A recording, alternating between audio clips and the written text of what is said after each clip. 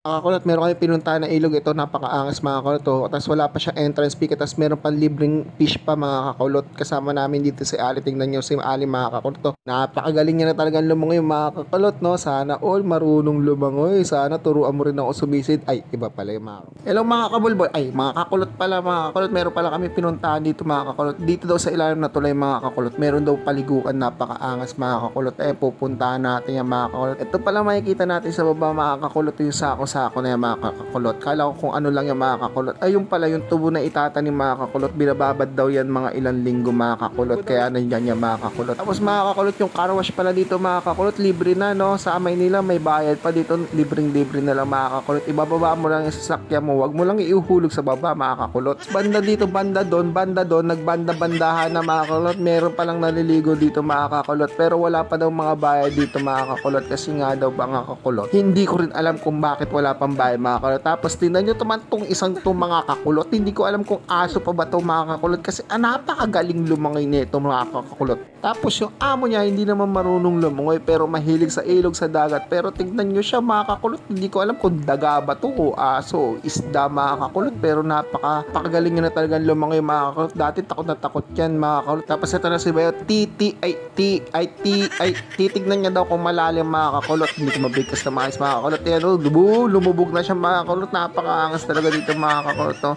Wala palang entrance dito mga kakulot. Pero may mga cottage dito mga kakulot. May bayad dito yung mga cottage mga kakulot. Pero hindi kami nag-cottage kasi wala kaming pambayad mga kakulot. Tambay lang kami mga kakulot.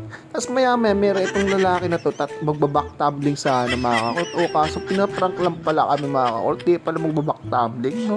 Loko-loko ka. Kasi itong mga bata na to mga kakulot, habang tintignan ko, pinapamukha na talaga sa akin na matanda na talaga ako mga kakulot. Sa tanda ko itong mga kakulot, hindi pa rin ako marunong lumaki mga kakulot eh. Pero marunong ako sumisid eh.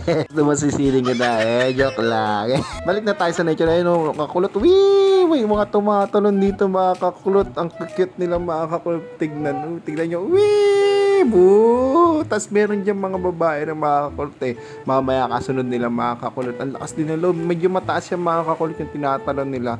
Ang saya-saya talaga dito. Feel na feel ko yung saya mga kakulot eh. Naramdam nyo rin ba eh? No? Tumatalon na rin si ate. Napakalakas din ng loob nito. Wee! Boo! Diba? Ramdam na ramdam nyo yung saya ko. Kasi hanggang tingin na lang ako mga kakulot. Di ako marunong lumangoy. Pero pag nagkaroon talaga ako ng life vest mga kakulot, tatalon talaga ako dyan mga kakulot. Tignan nyo si ate mga kakulot. O, tamang patanggal lang ng mga dead skins na sa mga isda, no? Buti yung mga isda hindi namatay na sa baho ng paa niya, no, mga kakulot. Kung sa Manila, yung fish pa na to may bayad mga kakulot. Pero dito mga kakulot, libre lang at wala pang entrance. Dito nga pala kami sa Batangas. Syempre, ako pa ba?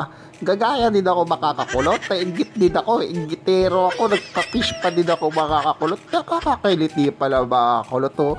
Tapos unti lang dyan makakulot, no? Sabihin, konti lang yung dead skin ko. Kaya paglipat ko sa kabilang pa mga kakulot, nagulat ako mga kakulot. Napakarami mga kakulot. Tignan yung mga kakulot. Oh, baka patay na to pa ako. Kaya ang dami nila dyan mga kakulot to.